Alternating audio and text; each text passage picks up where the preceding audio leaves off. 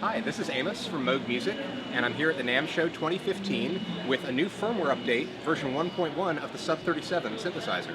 And so I just thought I'd take a moment to show you some of the new features and show you what we've added to this already wonderful instrument. When we first announced the Sub-37, we announced that it had a sequencer, step sequencer, and arpeggiator. But the step sequencer functionality in version 1 was fairly basic. You could record any number of steps up to 64 and play them back, and then tweak the sound while you played them back. But as far as recording the sequence is concerned, it was just very simple: hit record, enter some notes, and that's your sequence. What we had always intended to do, and are now ready to roll out, is a really advanced sort of per-step sequence editing that lets you change and modify and tweak out the sequence as a part of your performance. It becomes sort of like a performance partner for the musician, the way that you can play with the sequence now. And so I'll just step through and demonstrate some of the features that we now offer. It was always the plan to use these 16 preset buttons as step edit buttons, and now you can do that. So you get into step edit mode, you hold the bank button and press latch, and that's labeled step on the panel. And we're now in this mode where, as I record a sequence, you can see the steps lighting up here on the screen.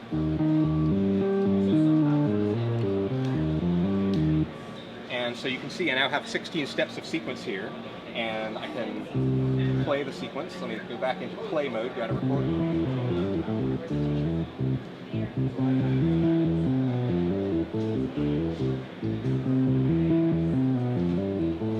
So there's my sequence, but now I have the ability to go in here and edit per step, and I'll just run through some of the things you can do. You can change the length of the sequence very easily. Pick a new last step and change the length of the sequence in real time.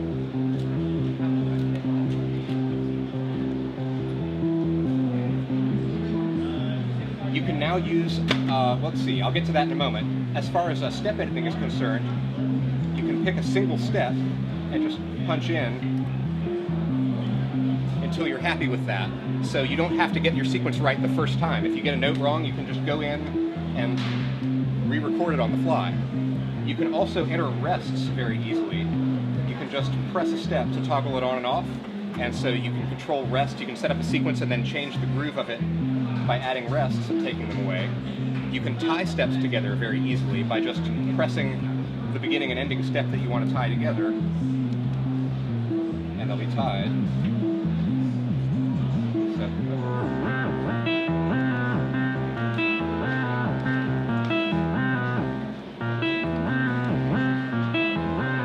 you can move the downbeat of the sequence, and what that means is that you can rotate the whole pattern backwards and forwards. I'll just put a couple rests in here so you can see it more easily. So we've got rests on 2 and 4.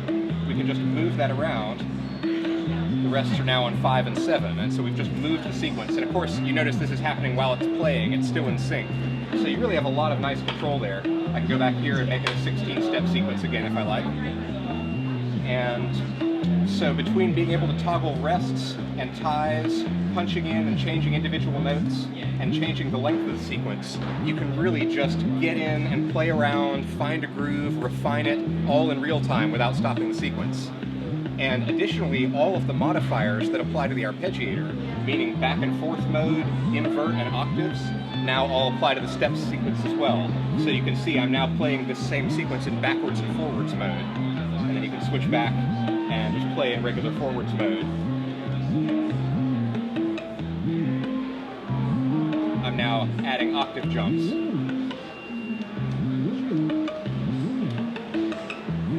And so all of these things, by adding these modifiers and taking them away as you play, it's like all of these different remixes of your sequence that are all instantly available while you're playing. Additionally, to the sequencer features, I'll go ahead and turn that down. So we've also added some additional new features. The last new sequencer feature I'll mention is swing. People were asking for the sequencer to swing from the very beginning, and it took a while to get it dialed in, but that's now been added. It's on the preset edit menu, the same place where you go to set your clock divisions or the gate length of your sequencer. You now have a swing parameter, and it's continuously a variable between all the way early and all the way late in terms of your offbeat, so you can swing your offbeats anywhere you like. I think I have that going.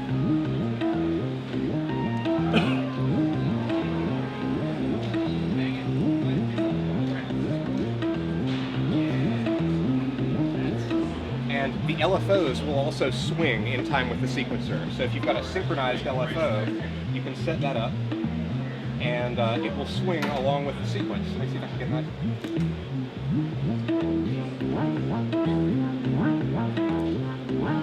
So you can really get very funky with it now.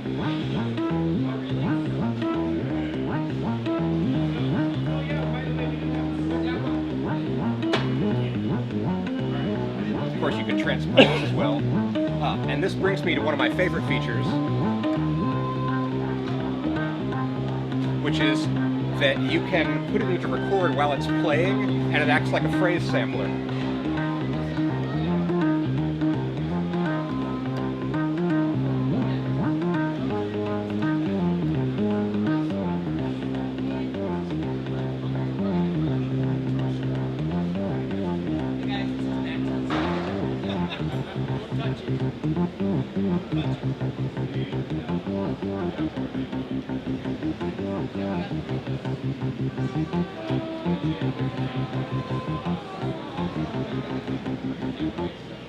And there you have the new features.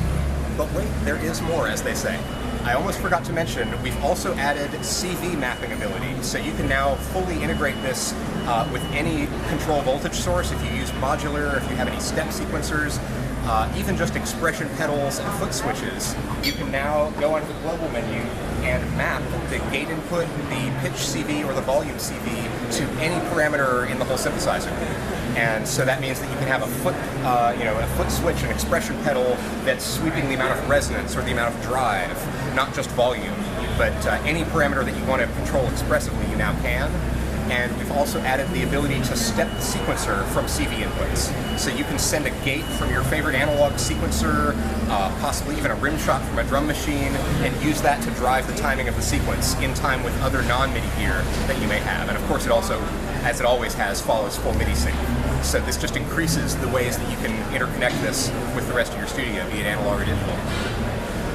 The V1.1 firmware that I'm describing, we just need to do a little bit more beta testing and wrap up after we get back from NAMM, but we anticipate that it'll be available, and it's a free download for all customers. Should be available sometime in February.